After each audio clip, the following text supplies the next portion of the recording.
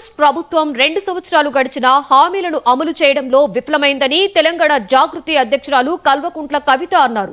మహబూబ్నగర్ జిల్లాలో జాగృతి జనంబాటలో ఆమె పాల్గొన్నారు. ప్రజల సమస్యలను తెలుసుకుని ప్రభుత్వ దృష్టికి తీసుకువెళ్లడం కోసమే జనంబాట కార్యక్రమం చేపట్టామని కవిత వెల్లడించారు.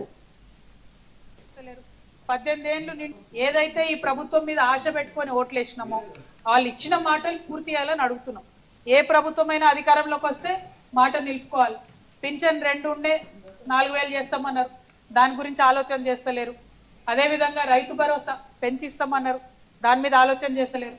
బోనస్ దాని మీద ఆలోచన చేస్తలేరు. 18 ఏళ్లు నిండినటువంటి ప్రతి ఒక్కరికి 2500 రూపాయలు ఆడపిల్లలకి ఇస్తామన్నారు, దాని మీద ఇంతవరకు ఆలోచన చేస్తలేరు. తెలంగాణ ఉద్యమకారులకు డబ్బులు ఇస్తామన్నారు, దాని మీద ఆలోచన చేస్తలేరు.